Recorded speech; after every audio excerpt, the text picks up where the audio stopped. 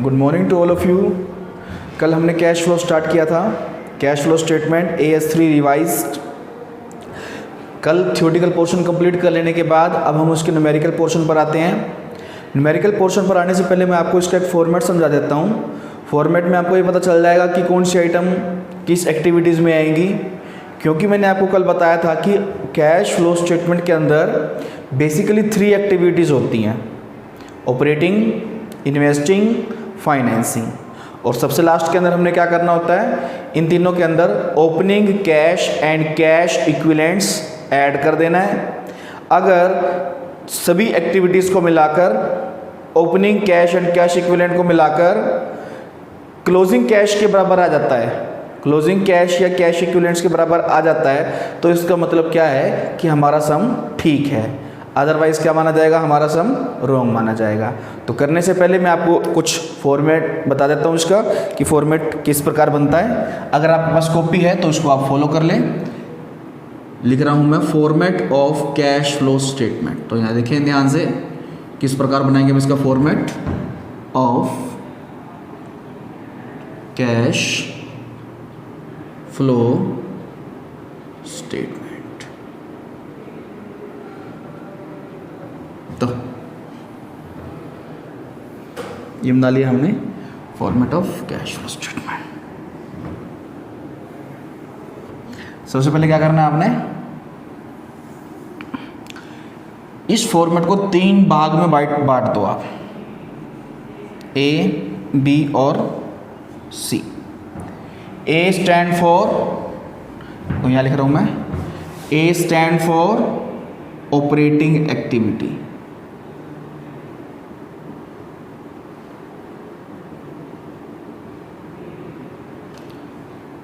B stand for investing activity,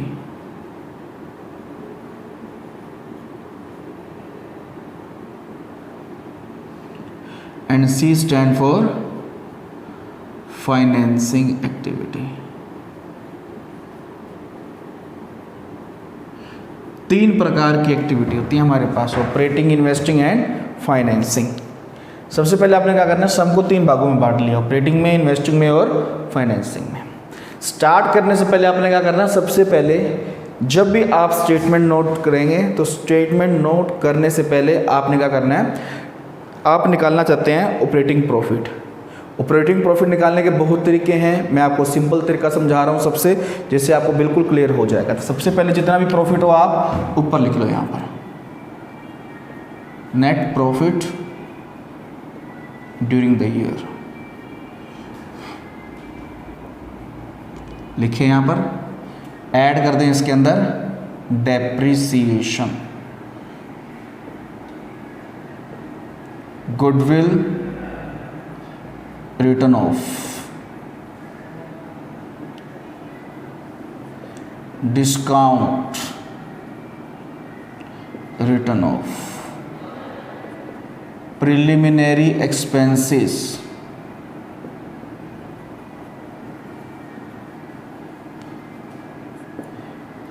और क्या क्या इसके अंदर, depreciation, goodwill, discount return of, proposed dividend, provision for income tax. अब प्रोविजन फॉर इनकम टैक्स एक बारी ऐड करना है और एक बारी लेस करना है। किस नाम से, इनकम टैक्स पेड के नाम से होगा। ऑपरेटिंग में ही एक बारी ऐड और एक बारी लेस। कई बार सब में क्या दिया होता है, 2 ईयर्स का दे दिया होता है, जैसे मान लो 2019 का भी दे दिया, 2020 का भी दे दिया। इसका दे रखा है 70,000 रुपये और इसका दे रखा है 1 लाख रुपये। तो आपने क्या करना है, जो करंट ईयर का है, करंट ईयर मतलब 2020, इसका तो आप क्या करोगे, ऐड करोगे, और जो प्रीवियस ईयर का है वो क्या कर दोगे, आप पे कर दोगे। ये कब करना है, जब आपके पास अलग अलग सालों के दे रखे, 2019 का और 2020 का। अगर आपके पास मान लो एक ही प्रोविजन फॉर टैक्स है तो वही आप टैक्स ऐड करें और वही क्या कर देंगे, आप माइनस कर देंगे।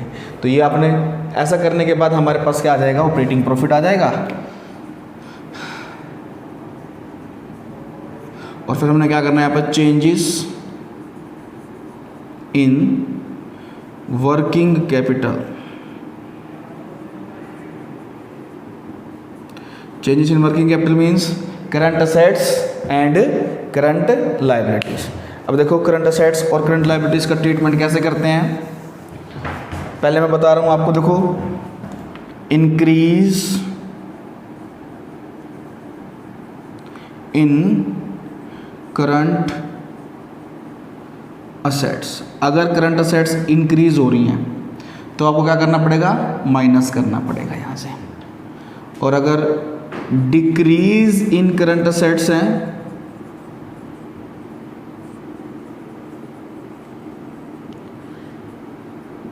तो वो क्या करना पड़ेगा, आपको ऐड करना पड़ेगा। ठीक है, कहने का भाव करंट असेट्स उल्टी चलती हैं, यानी जब इंक्रीज हो रही हैं तो माइनस कर दो, डिक्रीज हो रही है तो ऐड कर दो, ऑपोजिट डायरेक्शन करना है। और करंट लायबिलिटीज जो होती हैं वो सीधी चलती हैं आपकी। सीधी मतलब इंक्रीज हो रही हैं तो ऐड कर दो, increase in current liability, increase हो रही है तो ऐड, और डिक्रीज हो रही है तो क्या कर देंगे आप, minus. Decrease in current liability, वो क्या करनी है आपने, माइनस कर देनी है। तो ऐसा करने के बाद अगर आप ये सारा काम कर लेंगे तो हमारे पास क्या आ जाएगा, कैश फ्रॉम या यूज्ड इन ऑपरेटिंग एक्टिविटीज, है ना। ऐसा कर, फ्रॉम कब आएगा, अगर प्लस में आ रहा तो फ्रॉम आएगा, अगर माइनस में आ रहा तो क्या आएगा आपका, यूज़। तो आपने सारा ट्रांजैक्शन कर लेना पहले, फिर आपको पता चल जाएगा भी आपका कैश फ्रॉम है या कैश यूज्ड है। प्लस में है तो फ्रॉम है, और अगर माइनस में है तो क्या आएगा, यूज्ड है। ये ऑपरेटिंग एक्टिविटी है, सबसे मेन एक्टिविटी यही होती है, मोस्टली एग्ज़ाम के अंदर यही आती है। मुश्किल भी थोड़ी सी यही होती है, बाकी बी और सी तो बिल्कुल आसान है। तो इसमें क्या करेंगे हम, देखो करंट असेट्स का लेखा जोखा हमने इसमें कर लिया, करंट असेट्स और करंट लायबिलिटीज़ का लिख देता हूँ मैं आपको, आपकी पहचान के लिए। करंट असेट्स, करंट लायबिलिटी कौन सी एक्टिविटी में आते हैं, ऑपरेटिंग में। ठीक है, और नॉन करंट असेट्स वो यहाँ बी एक्टिविटी में आएगी। नॉन करंट असेट्स मतलब purchase of building, purchase of land, purchase of non current investment, sale of non current investment. जो लॉन्ग टर्म है ना, उनका परचेज सेल कौन सी एक्टिविटी में आएगा, बी में। अगर आप परचेज करते हैं तो पैसा जाएगा, माइनस कर देना है। अगर आप सेल करते हैं तो पैसा आएगा, ऐड कर देना। तो देखो कैसे लिख देता हूँ मैं इसको, purchase of building, land, machinery, purchase करें तो क्या होगा, minus. On the other hand अगर हम सभी चीज़ों को सेल कर रहे हैं, sale of building, land and machinery, तो क्या करना है आपको, ऐड करना है। ऑन द अदर हैंड अगर फिर आपने क्या करना है, अगर आप परचेज किए goodwill, purchase of goodwill, purchase किए गुडविल तो क्या होगा, पैसा जाएगा, माइनस कर देना। ध्यान रखना, अगर गुडविल कम हो रही है तो अपने रिटर्न ऑफ माननी है, ऑपरेटिंग में ऐड करनी है। और अगर गुडविल बढ़ रही है तो इसका मतलब क्या, आपकी परचेज है वो क्या करनी पड़ेगी, आपको माइनस करनी पड़ेगी। इसी प्रकार purchase of non current investment, तो उससे भी आपका पैसा जाएगा, माइनस कर देना है। ये सारा काम कर लेने के बाद आपके पास क्या आएगा, कैश फ्रॉम इन्वेस्टिंग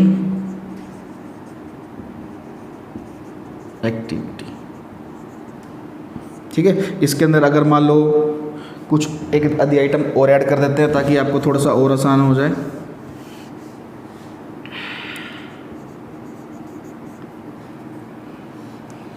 अगर मान लो आपको डिविडेंड रिसीव हुआ है, साथ में क्या रखा है, held as investment.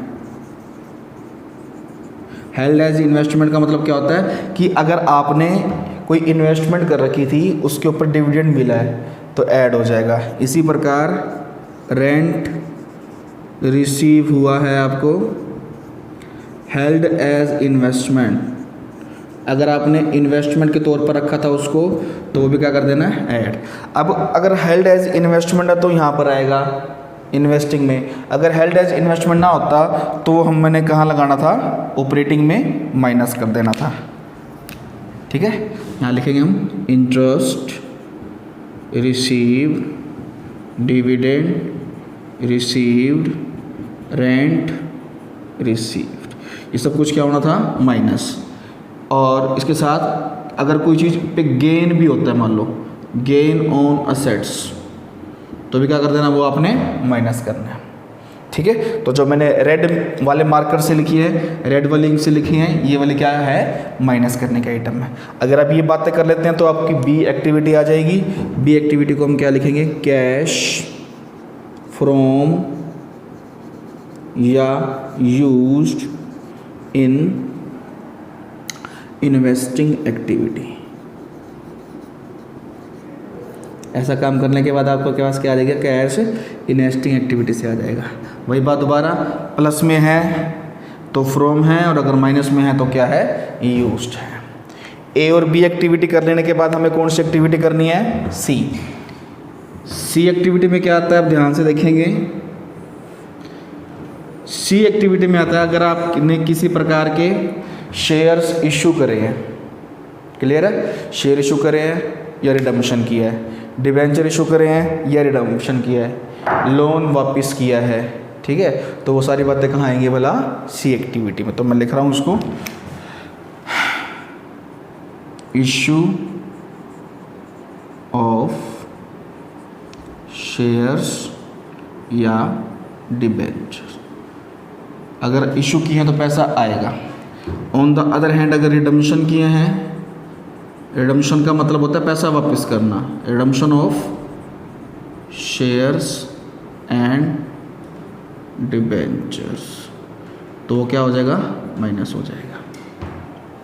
Issue of share and debenture, redemption of share and debenture. अगर आपने लोन टेकन है, लोन टेकन मतलब लोन लिया है बैंक से, तो क्या होगा आपका, ऐड। और अगर लोन की रीपेमेंट की है तो क्या होगा आपका, माइनस। ठीक है, ध्यान रखना है अपनी बातों का। और अगर आपके पास डिविडेंड पेड है तो भी यहीं आएगा वो, और अगर इंटरिम डिविडेंड पेड है तो भी यहीं आएगा।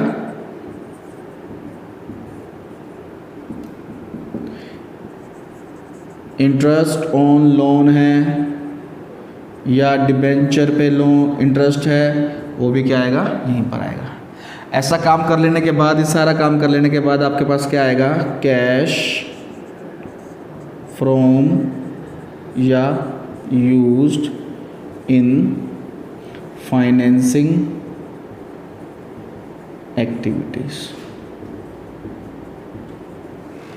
क्लियर है, काम कर लेने के बाद हमारे पास क्या आएगा लास्ट में, ए प्लस बी प्लस सी, यानी जो एक्टिविटी थी ना ए बी और सी, हमने तीनों को यहाँ पर क्या कर देना है, ऐड कर देना है। इसके बाद आपने क्या करना है, इसके अंदर क्या ऐड करना है, opening cash and cash equivalents. इसमें क्या करना है आपने, opening cash and cash equivalents add कर देना है। तो आपके पास किसके बराबर आएगा वो, automatically closing cash and cash equivalents के बराबर आएगा वो। अगर आ जाए तो सब माना जाएगा हमारा ठीक, अदरवाइज माना जाएगा गलत। इस सब में सबसे बड़ी खास बात यही है कि आपको उसके अंदर पता चल जाएगा कि आपका सम ठीक है या गलत है। ओपनिंग कैश और ए बी सी कर दो। इक्विवेलेंट्स क्या होते हैं, मैंने आपको कल बताया था, 5 बातें होती हैं, cash in hand, cash at bank, current investment, marketable security and cheque and drafts on demand.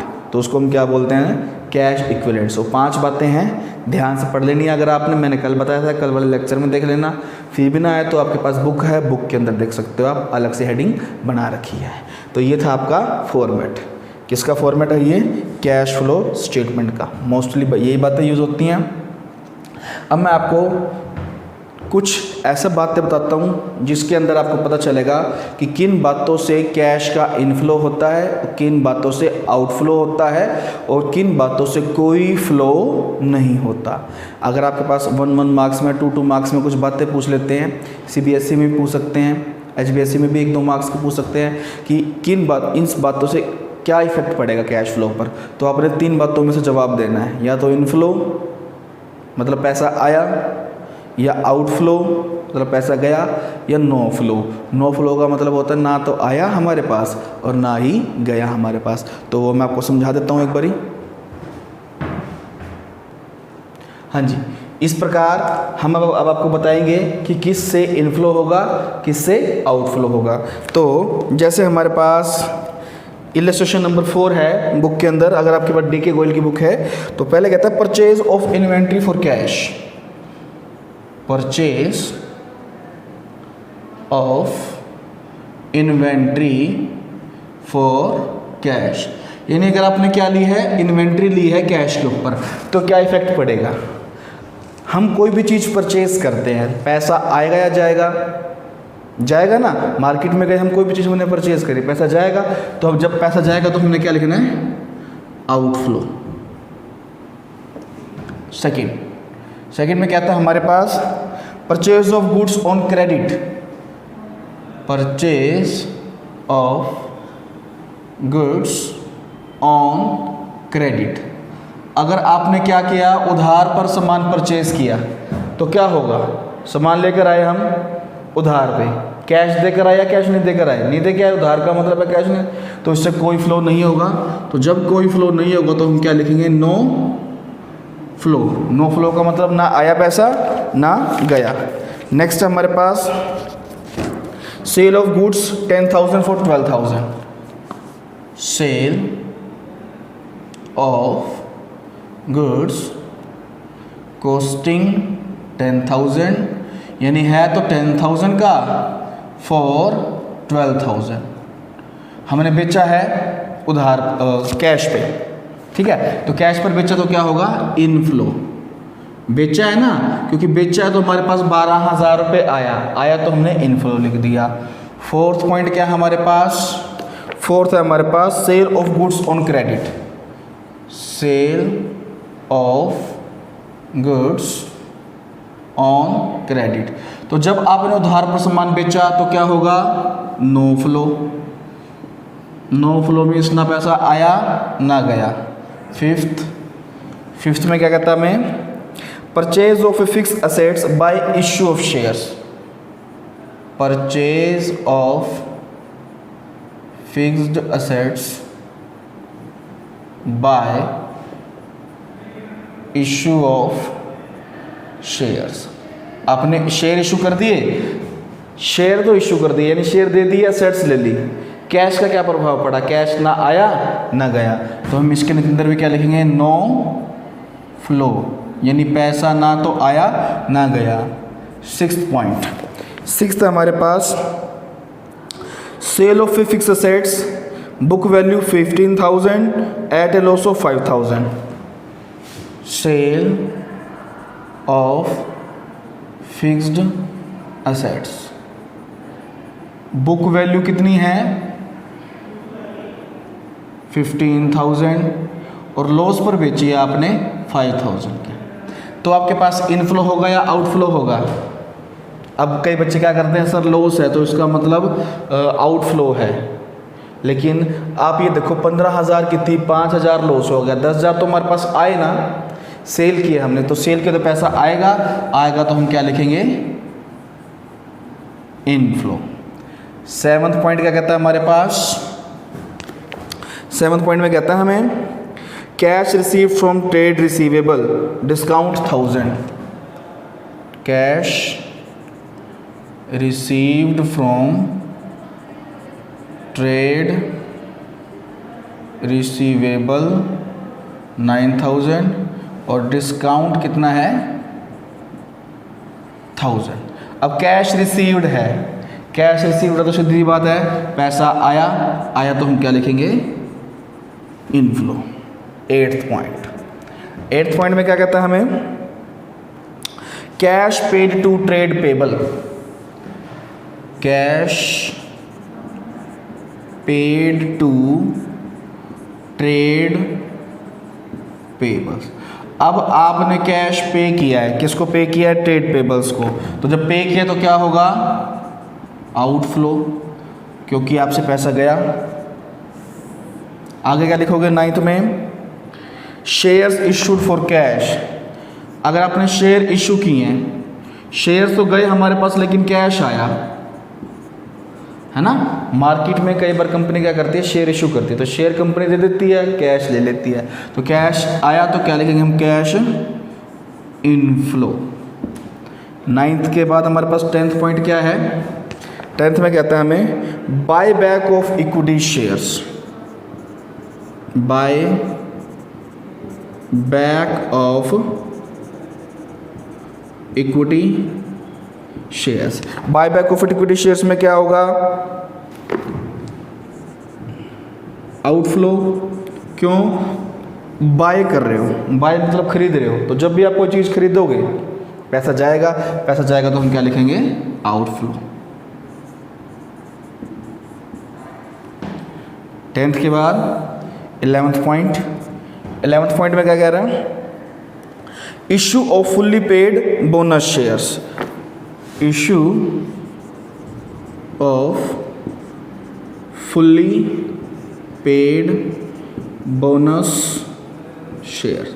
अब बोनस शेयर्स कौन से होते हैं, जो एग्जिस्टिंग शेयर होल्डर्स को मिलते हैं फ्री में।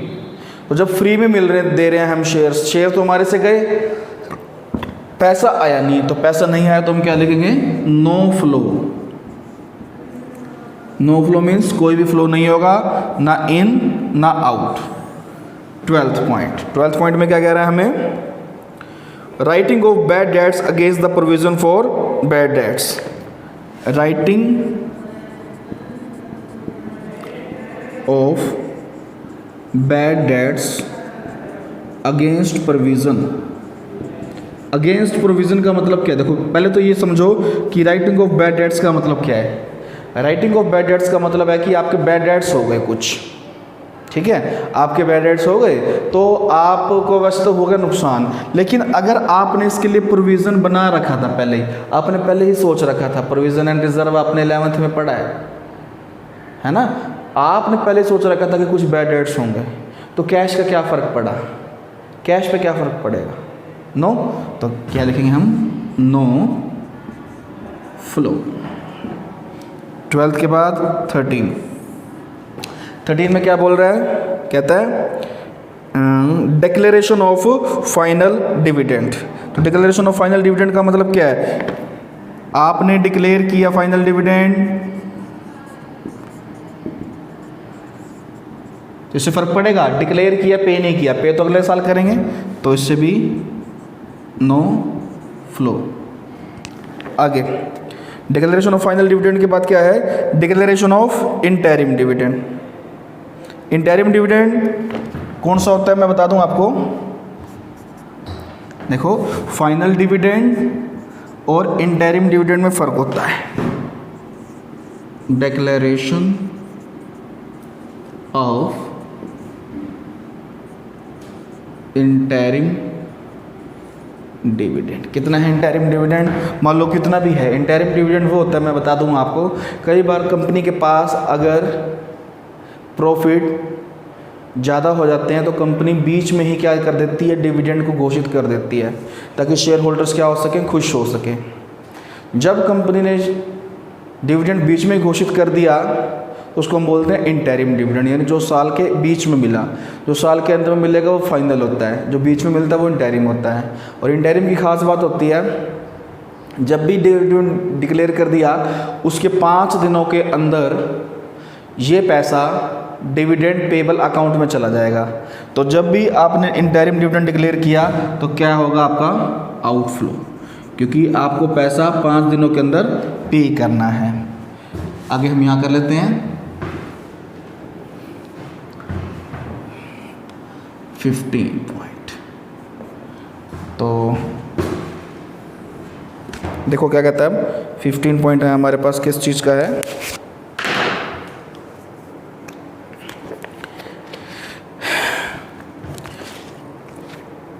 Cash deposit into bank, cash deposit into bank, यानी जब आपने कैश क्या करा दिया, डिपॉजिट करा दिया बैंक में, तो दोनों ही चीज़ें क्या हैं, कैश भी कैश इक्विवेलेंट है, बैंक भी, तो इससे कोई प्रभाव नहीं पड़ेगा। तो हम क्या लिखेंगे, नो इफेक्ट या नो फ्लो। 16 में क्या कह रहा है, cash withdrawn from bank, same यही केस, जब आपने कैश क्या किया, विड्रॉन कर लिया बैंक से, तो भी नो फ्लो होगा, फ्लो कैश का नहीं हुआ।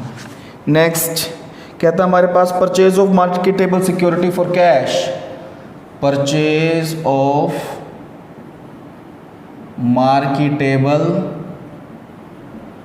Securities for cash. तो इससे क्या फर्क पड़ेगा, क्योंकि मार्केटेबल सिक्योरिटी भी कैश इक्विवेलेंट है और कैश भी क्या रहा है हमारा, कैश इक्विवेलेंट, तो इससे भी नो फ्लो, क्योंकि कैश को कैश में ही कन्वर्ट किया अपन ने। अब कहता है sale of current investment, sale of current investment at par. At par का मतलब होता है आपकी इन्वेस्टमेंट मान लो 1 लाख की थी, तो आपने वो 1 लाख में ही बेची, ना प्रॉफिट हुआ ना लॉस, जितने की थी मतलब उतने की बेच दी। अब सेल किया करंट इन्वेस्टमेंट, मैंने आपको बताया था करंट इन्वेस्टमेंट भी क्या है, कैश इक्विवेलेंट, और कैश भी क्या है, कैश इक्विवेलेंट, तो इससे भी क्या होगा, नो फ्लो, क्योंकि करंट इन्वेस्टमेंट भी आपके कैश के बराबर ही हैं। इक्विवेलेंट का मतलब होता है कैश के बराबर होना, तो अब कैश को कैश में कन्वर्ट कर रहे हो तो पैसा थोड़ी आया, वो तो बराबर ही हुआ है बस। 5 चीज़ें हैं, cash in hand, cash at bank, current investment, marketable security and cheque on demand. तो ये 5 बातें अगर आपस में कन्वर्ट हो रही हैं कैश के अंदर, तो कैश का ना इनफ्लो होगा ना आउटफ्लो होगा, क्योंकि ये कैश का कैश के अंदर ही ट्रांसफ़र है। ठीक है, तो आपने इन बातों को क्या रखना, भला ध्यान रखना है। तो ये थे आपके, जिससे आपको पता चले भी कैश आएगा या जाएगा। इससे अगला सम भी ऐसे ही है, इश्यू ऑफ डिबेंचर है, जैसे डिबेंचर इशू करे तो डिबेंचर गए, पैसा आया तो इनफ्लो होगा। ठीक है, तो इस प्रकार आपने बातें पढ़ लेनी है ये, और आपको पता चलेगा भी इनफ्लो है या आउटफ्लो है। फॉर्मेट जो मैंने आपको थोड़ी देर पहले बताया है, उससे आपको वो पता चल जाएगा कि आपके पास operating activity, investing activity, financing activity में कौन कौन सी बातें आएंगी। और कैश फ्लो के अंदर कल हम प्रैक्टिकल सम शुरू करेंगे। प्रैक्टिकल सम के अंदर मैं कल आपको पढ़ाऊंगा सिर्फ ऑपरेटिंग एक्टिविटीज़ के बारे में। ऑपरेटिंग एक्टिविटीज़ के अंदर मैं आपको 4 या 5 सम करवाऊंगा, और वही 4 या 5 सम आपने क्या करने हैं, प्रैक्टिकल के अंदर करने हैं, आपने कॉपी के अंदर करने हैं, और मैं सम की टिक मार्क करवा दूंगा आपको, और लेकिन वो सम जरूर करना, आपकी नॉलेज उससे इंक्रीज़ होगी। अभी के लिए थैंक यू।